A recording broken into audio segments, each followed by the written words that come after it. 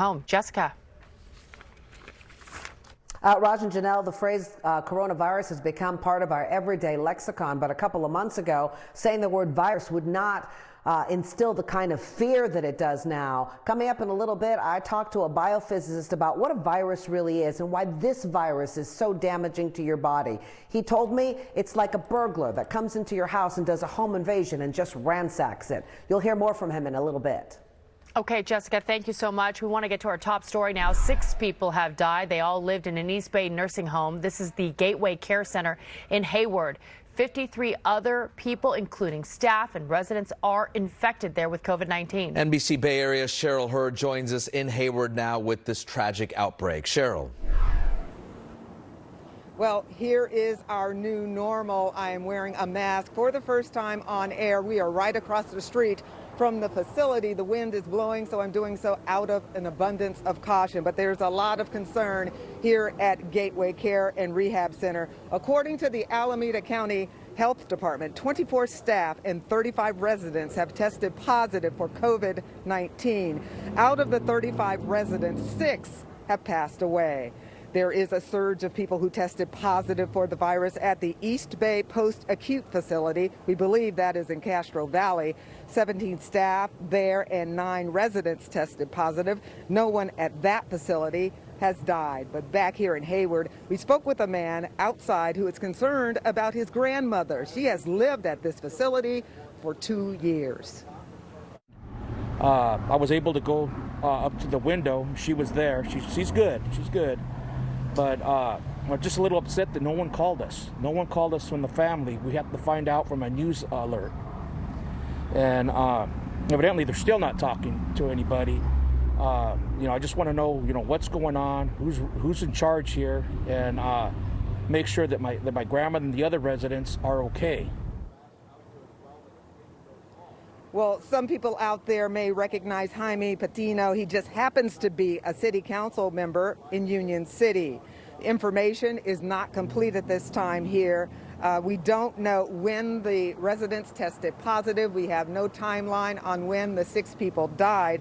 As you know, care home facilities are very vulnerable to this deadly virus.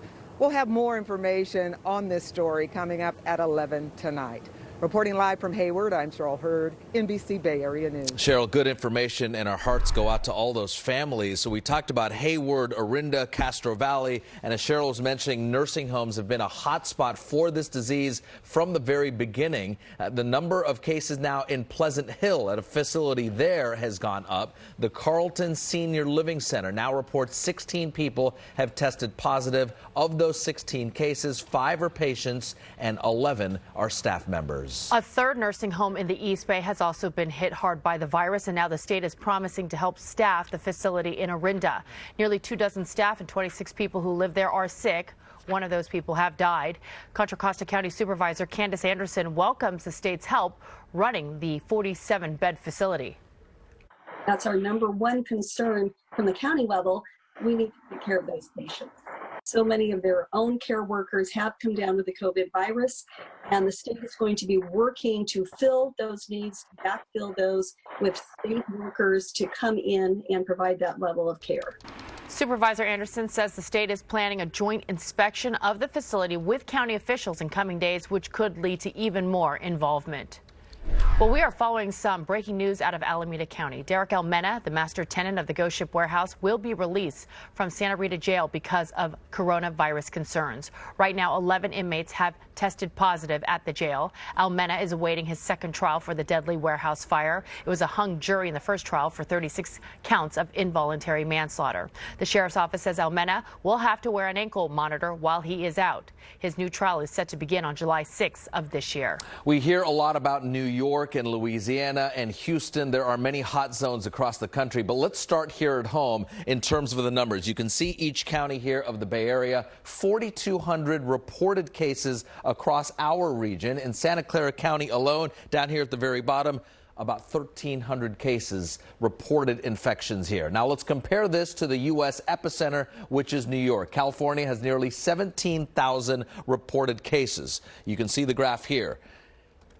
New York in the orange, and then California in the blue. New York has 149,000 cases. That's almost 9 times as many. The death toll here in California, 442. New York has 14 times higher, with the death toll there in the green, 6,200 right there. So what's happening here in California? What are we doing right? Let's bring in NBC Bay Area's Lily Tan.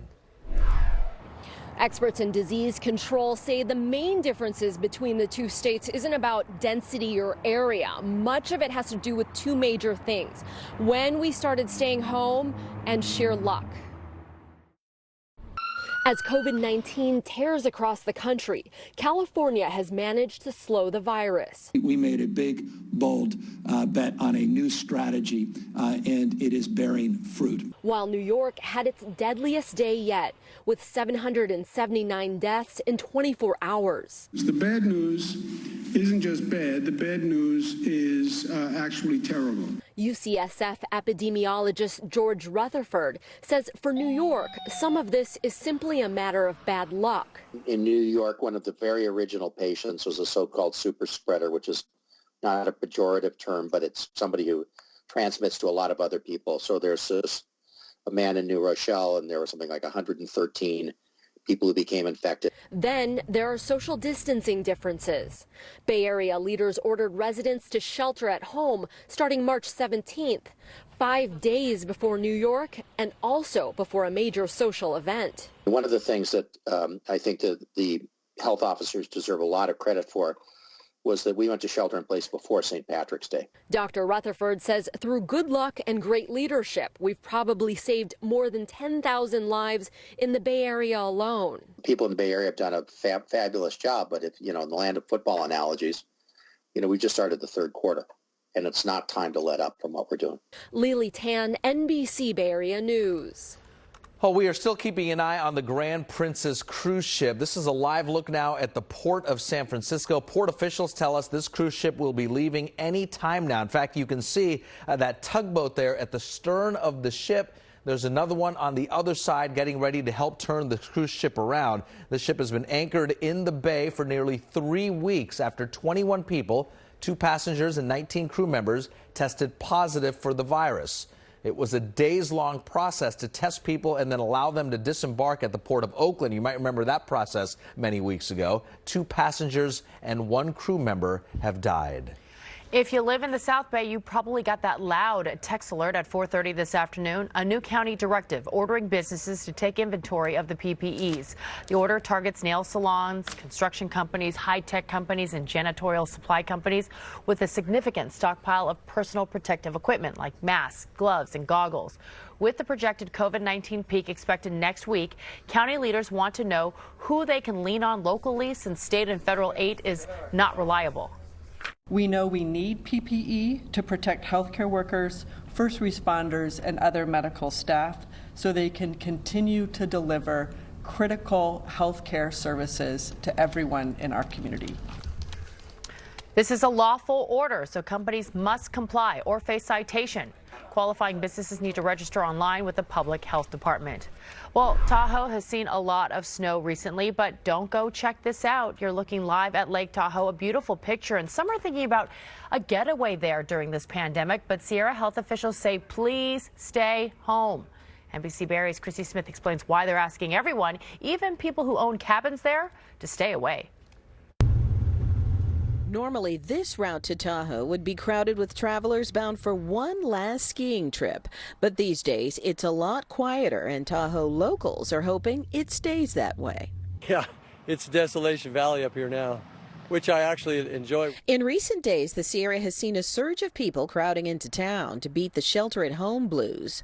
But one county public health officer is begging you to stay away. Multiplying that by so many thousands of people brings a whole bunch of minute risk multiplied by lots, and it could be transmitting illness up there. And it's not just tourists. They're also asking part-time Tahoe homeowners to shelter here instead of there. The reason? Concern about a surge. The primary reason for that is that we have a small healthcare system in North Lake Tahoe that was designed for the permanent population. and not for a lot of tourists and second homeowners. They say the system would be almost instantly overwhelmed if a crush of COVID patients needed care right away. So the message is they can't wait to see you when it's all over. But for now, stay home and save lives. In San Francisco, Christy Smith, NBC Bay Area News. Up next here at 6 o'clock, remember that school teacher in Contra Costa County? She used a Lizzo song to inspire her students. Now she has a new way to connect with their class. I'm Chief Meteorologist Jeff Ranieri. I'm tracking the chance of some rain tomorrow. I'll show you when it moves in and moves out in about 6 minutes.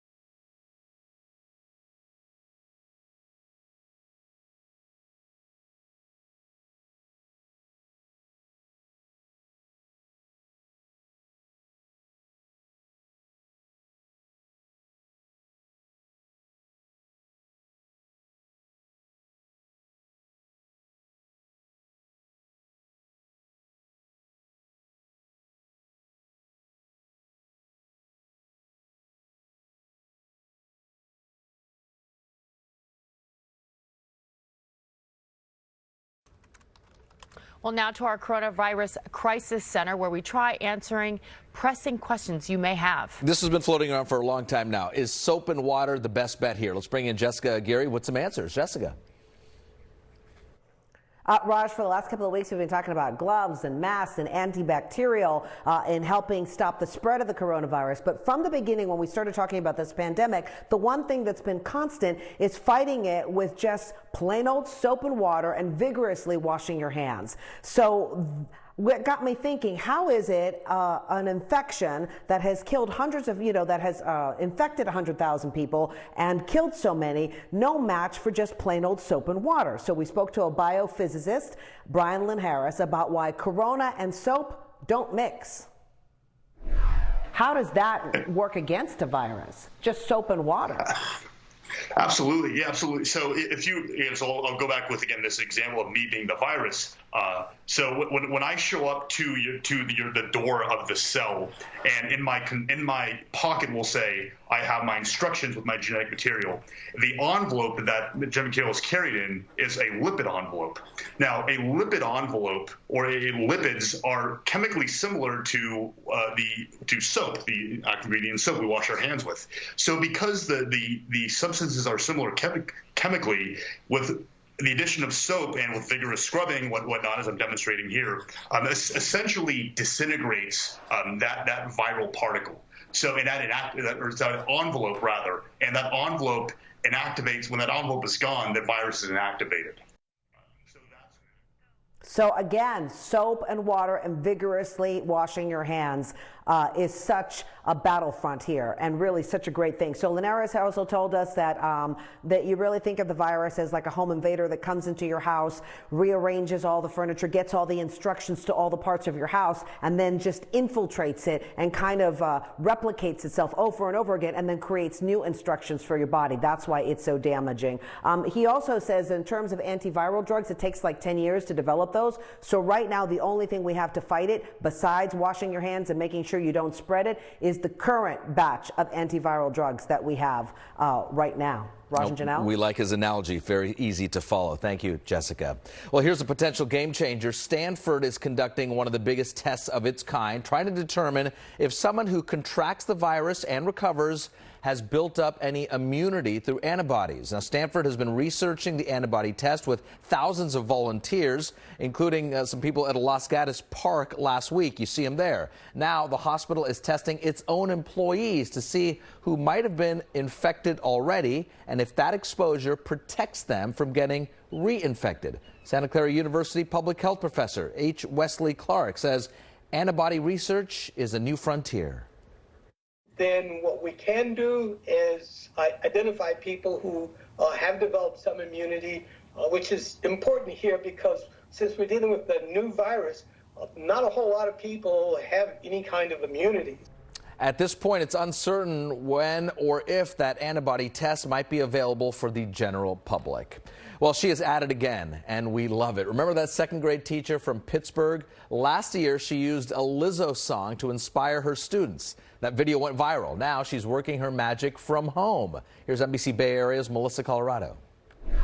The bad news is, I don't know if your parents told you yet, but it doesn't look like we will be going back to school. Mrs. Dorothy Malari broke the news online to her second graders that they would not return to their classroom at Los Medanos Elementary in Pittsburgh, the same classroom where they filmed a video seen by millions of the kids singing and dancing to a kid-friendly version of Lizzo's hit song, Truth Hurts.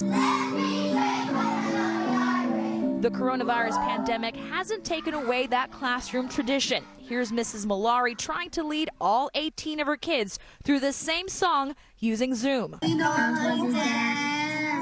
a lot of echoes and a lot of delays, but we did it, and it was hilarious because we were so off tune. Even though she's working from home, Mrs. Malari says her work has intensified because now she's fielding calls from her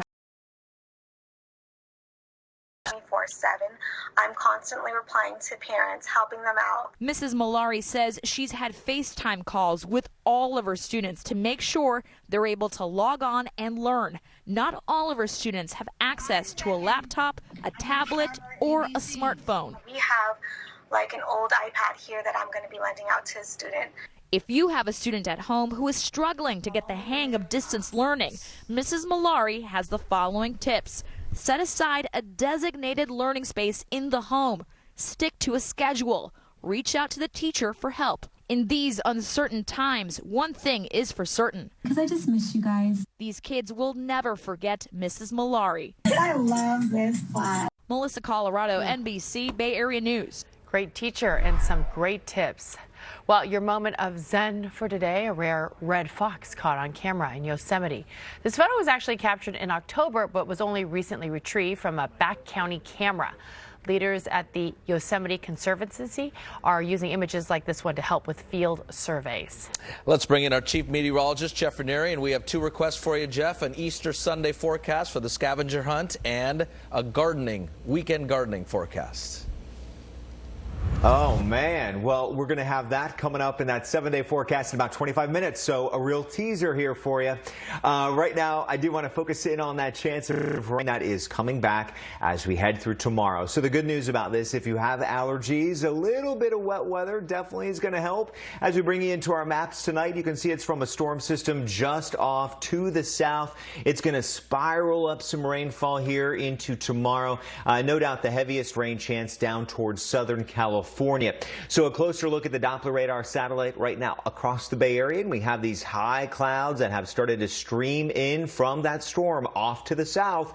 So as we move through tomorrow morning, notice the South Bay would have the best chance of that rainfall with some spotty chances over Contra Costa and Alameda counties. And I really think with this setup, everyone should prepare for a hit and miss shower tomorrow. If you have a jog planned or you're just going to head outside for a little bit and that fresh air. As we move through the afternoon, we'll gradually see that storm pull away and our chances will start to decrease. Temperatures really don't fluctuate a whole lot with this storm. It brings in mild air, so we'll keep low to mid 60s for much of the Bay Area tomorrow. Now, coming up in 25 minutes, we'll get you squared away for that Easter forecast. Also, if you have any gardening, any kind of planting you want to do, and we'll talk about that much warmer weather that's on tap. Raj and Janelle, I think you're going to be very pleased with what's coming our way. So we'll see you in 25 minutes.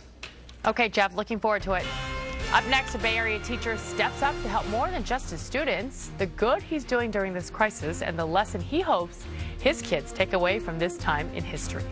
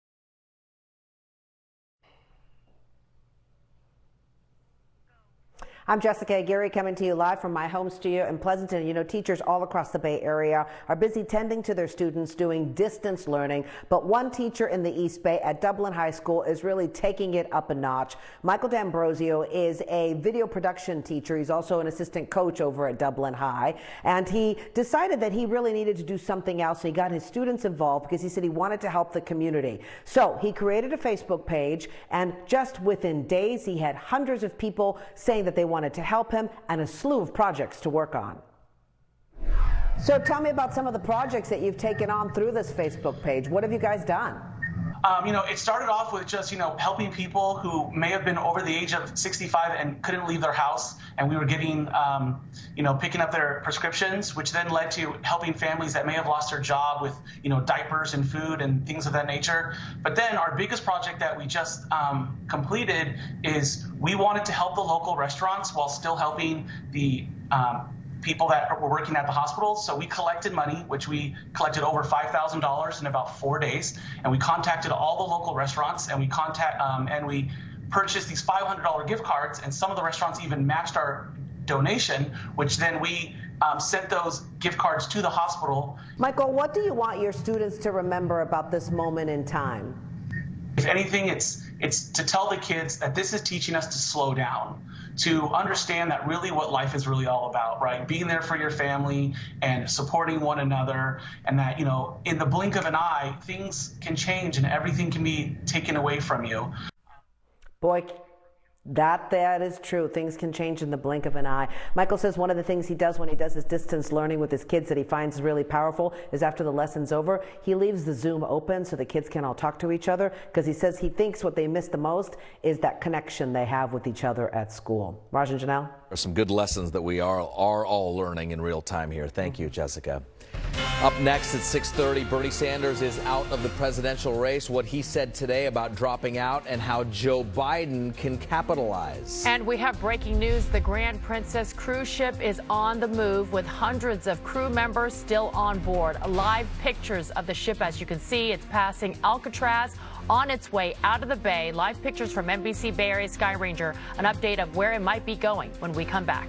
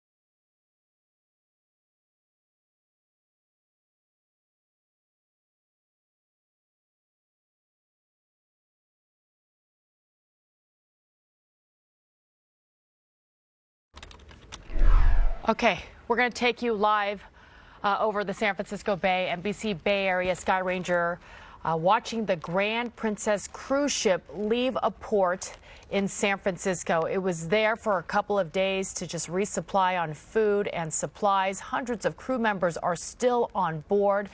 The ship has been the center of controversy and breaking news when about a few weeks ago it was learned that a couple dozen people on board came down with COVID-19. It then docked at the port of Oakland a couple weeks ago when a days-long process to disembark thousands of passengers happened and move them into quarantine, including in Fairfield. Now, we want to let you know that 21 people originally tested positive there, 2 passengers, 19 crew members, 2 passengers and 1 crew member actually died.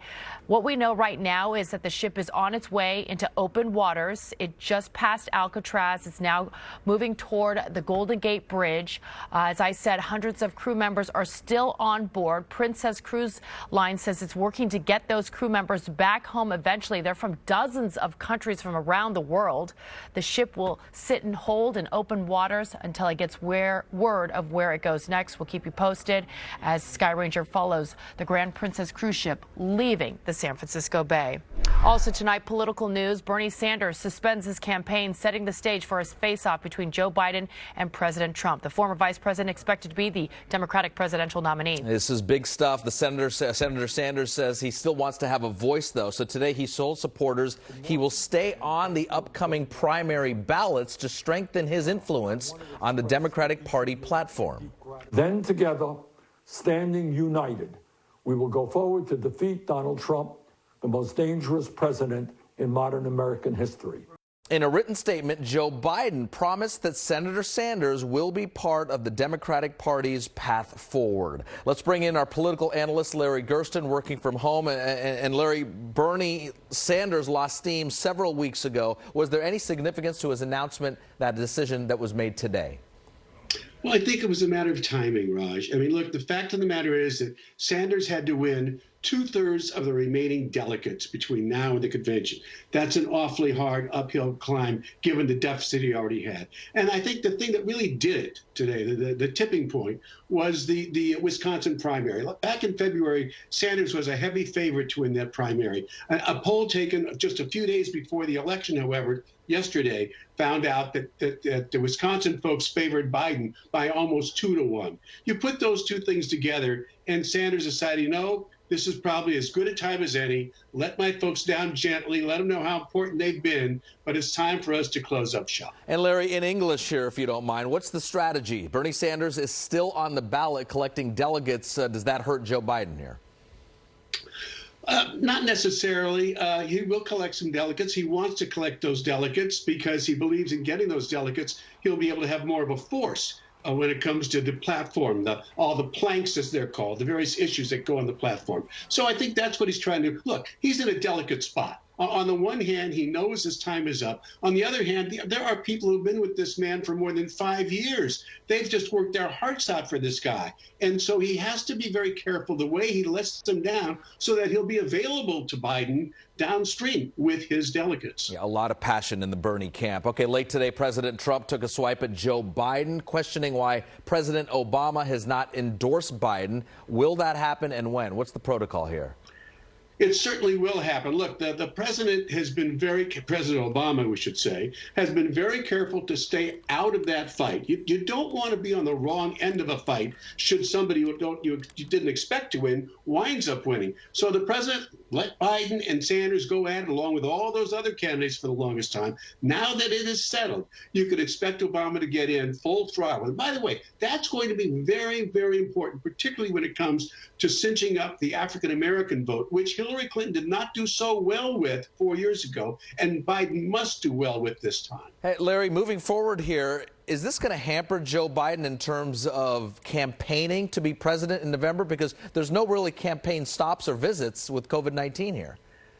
Well, COVID-19, no doubt, is a problem, but it also could be a benefit. Why is that? Look, if you look at the recent polls, it showed that the polls showed that the public is increasingly unhappy with the way that President Trump has managed the country's dealing with this whole issue. And so the longer it goes on, where people become more and more unhappy, this becomes a major campaign issue for Joe Biden. Would he rather be out there? Absolutely. But in a sense, the longer this goes, with the country not answering the bell as fast as it might have, according to critics, the more that Biden has a beautifully built-in campaign issue. It's also helpful, by the way, that Sanders leaves the campaign now, or technically suspends his campaign now, so that Biden has time to really bring together his forces with the Sanders forces. And I'm talking particularly about campaign personnel. So it doesn't appear that Biden will be hurt in the short term, especially given his gift, if you will,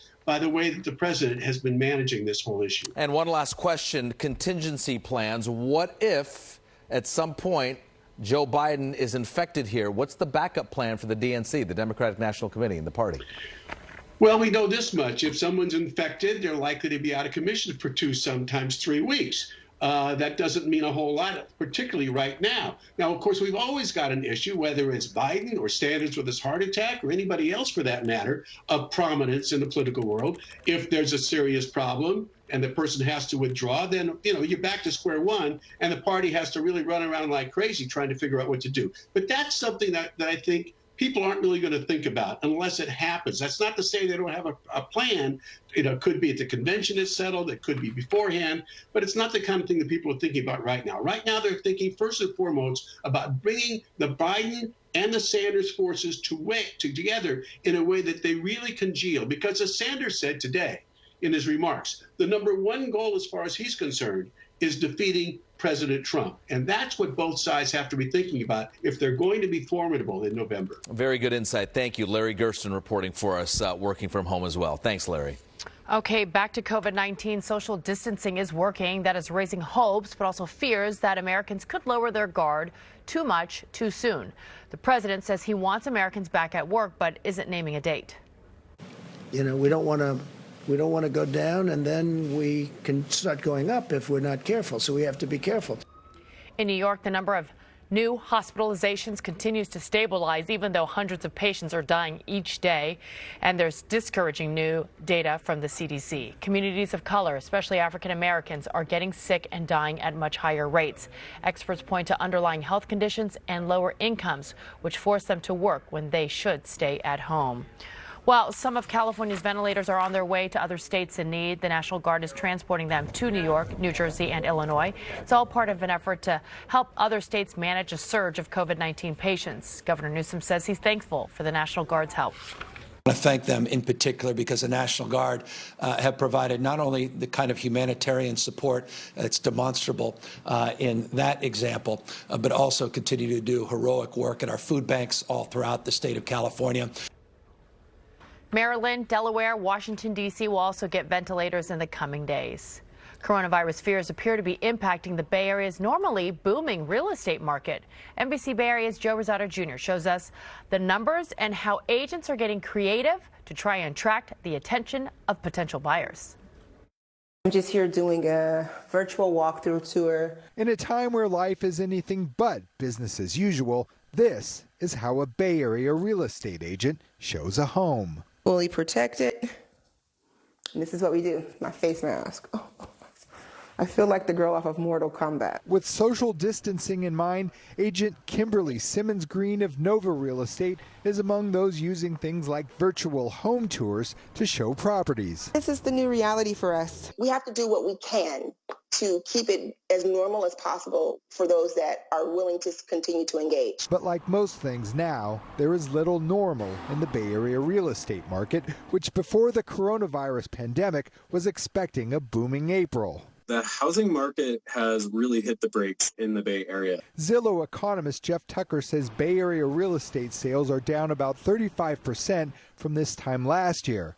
Even with lower interest rates, many buyers and sellers seem to be watching from the sidelines. There's so much to be uncertain about. There's a question of, what are interest rates going to do? What's the stock market going to do? These are great mirrors. Simmons Green has seen the fear. I have clients that I'm working with now, buyers and sellers, that have literally told me, look, we want to just kind of pause and wait. This is where the laundry facility is. It's really cute. But despite all, Simmons Green doesn't think things are all that bleak. She sees people buying, selling, holding out hope things will return to normal soon. Challenging, but it's working. Joe Rosado Jr. Love that outdoor space. NBC Bay Area News. Up next here at 6:30, keeping up with the demand, the unconventional way UCSF is getting more face shields.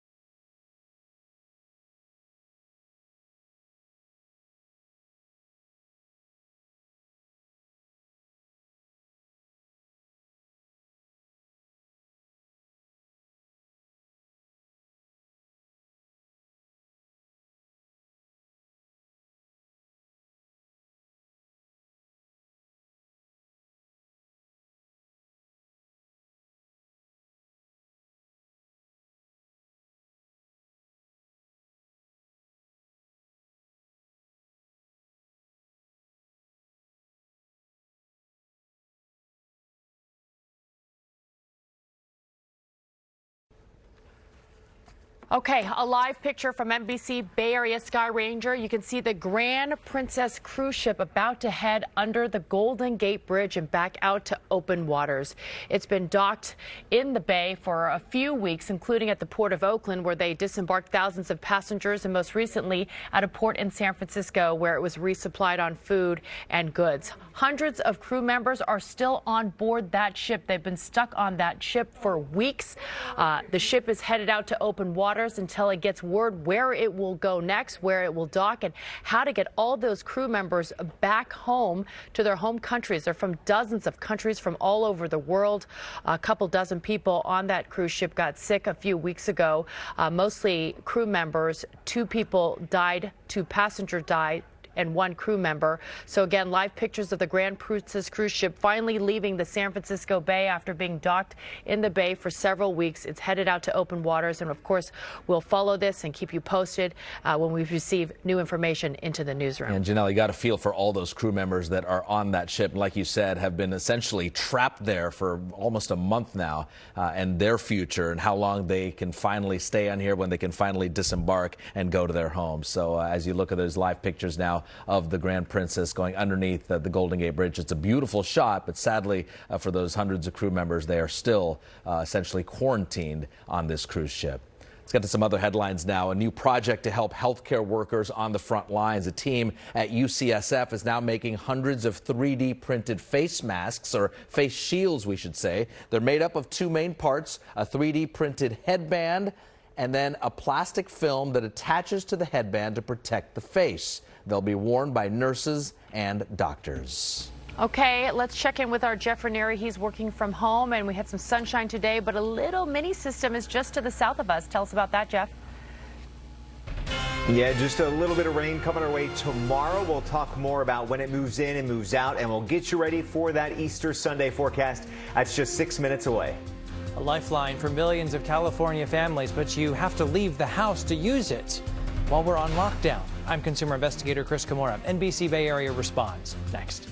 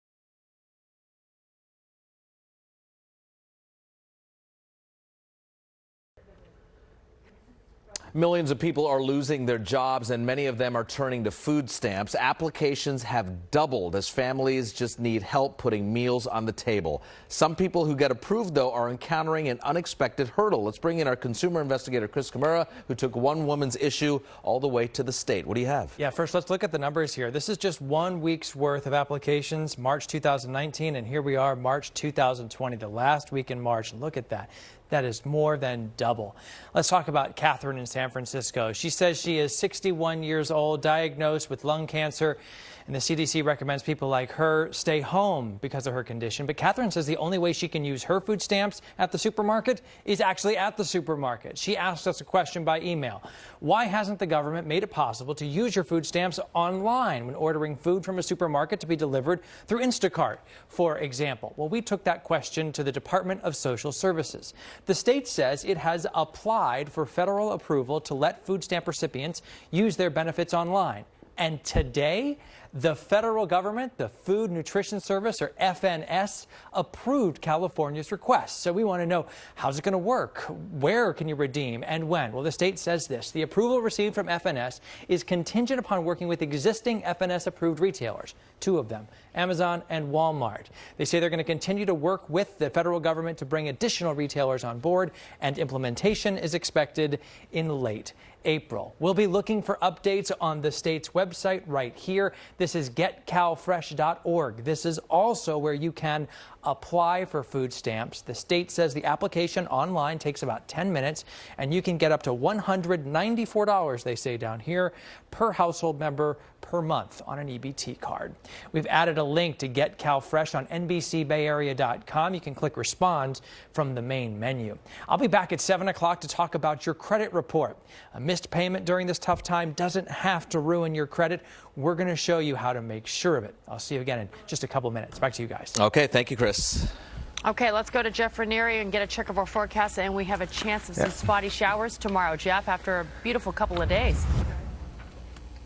And it's not a big storm system, but definitely enough to get the ground wet here for parts of the Bay Area.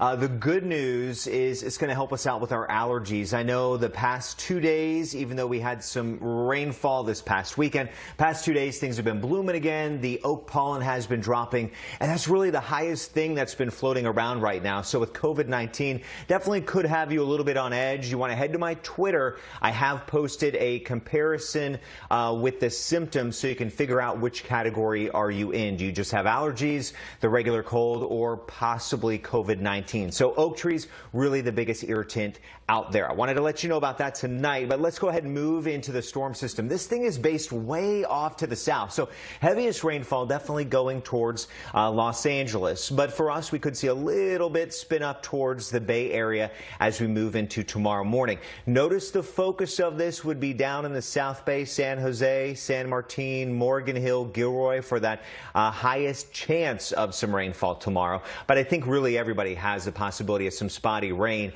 As we move through the afternoon, we'll beginning to see that storm pull away, and that'll take most of those rain chances with it. So the morning would have our highest bet here of some rainfall tomorrow. You'll see on the forecast map here, Los Angeles nearly a ½ inch. I think max totals could be around 2/10 of an inch for parts of the South Bay. Then up to the North Bay, notice how things drop off down to about 1/100th of an inch. And then here's the good part. By this weekend, high pressure builds back in, and that is definitely going to warm us on up. Our temperatures begin a little bit warmer with this cloud cover and a southerly surge of some mild air. This will start us off in the low 50s here throughout the Bay Area. I have us with 52 in San Francisco and 51 in the East Bay. The only exception is the North Bay with chillier 49 degrees. My temperatures tomorrow in San Francisco in the low 60s, and then as we hit Easter, 65 degrees, dry weather through next week. And for the inland valleys, we're going to go up to 71 on Saturday.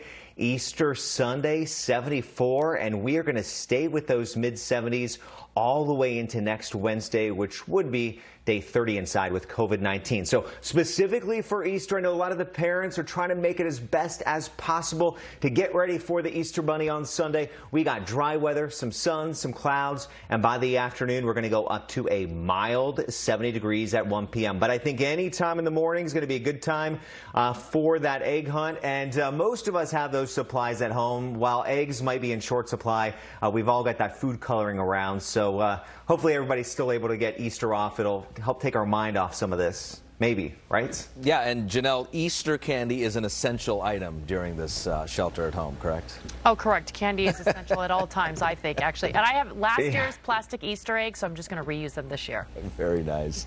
Thank you, Jeff. Oh, very good. Up next, instead of serving up aces, this Stanford tennis player is serving up some numbers. The new team he's joining to stop the spread of this virus. We'll explain next.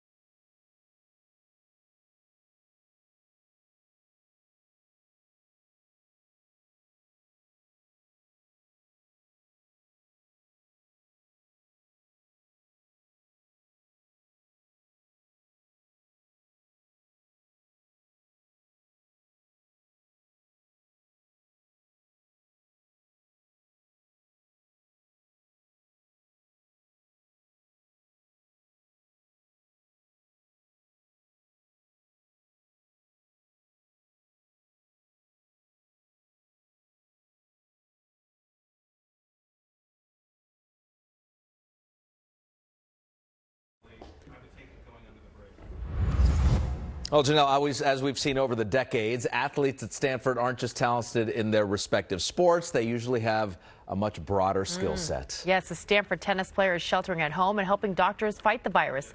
Here's NBC Bay Area's Anthony Flores. Christian Contaxis grew up with the racket in his hands. I've been playing since I was 5. Okay. I'm 20 right now, so 3/4 of my life has been on the tennis court. But these days, instead of crushing ground strokes, the Stanford sophomore is crunching numbers. I just want to do as much as I can and to help my community. From his parents' home in Palm Springs, Contaxis has spent the past month working with doctors on a project studying the spread of COVID-19. It looks at the impact social distancing is having in the Coachella Valley, which has an aging population. Christian was a big part of that in helping us do a lot of the preliminary research. I feel good in knowing that I think people in general are doing the right thing currently in our valley. It seems pretty empty in the streets. What a great student and great person he is and his character. And so we are very fortunate to have students like that come from the Coachella Valley that want to come back and help their communities. A biology major, Christian's goal is to one day go into medicine. The component of helping people is the reason I want to be a doctor. You know, like I love biotechnology, but I also love person-to-person contact and interacting with people and hopefully changing lives. Tennis has prepared me for, in my opinion, everything. People are constantly dealt a bad hand, and tennis has taught me that, you know, you can overcome those hands if you work at it. Now he's refocusing his hard work on school. He just started a new quarter of online classes and continues to work on his game, anxiously awaiting a return to the court with his Stanford teammates. Anthony Flores, NBC Bay Area. Well, finally at 6, school might be out, but the West Contra Costa School District is still making sure thousands of students are getting their daily meals. This is incredible. The school district distributed more than 28,000 meals yesterday alone. Now, most of the kids are already on a free or reduced lunch program. You can see here all the volunteers with their masks on and their gloves. They handed out the meals, and actually they hand out the meals Monday through Friday at Richmond High School, and on Fridays they give a little extra for the weekend. So we thank the volunteers for their help as well. Before we go, one last look at the Grand Princess cruise ship. This is video from just moments ago as it just went under the Golden Gate Bridge. It is now headed out to open waters. Unfortunately, hundreds of crew members still on board stuck there until the ship decides where to dock and how to get them back to their home countries. Our coverage is not done yet. We continue our special 7 p.m. newscast in just a minute from now, so we will see you then. Thanks for joining us here at 6.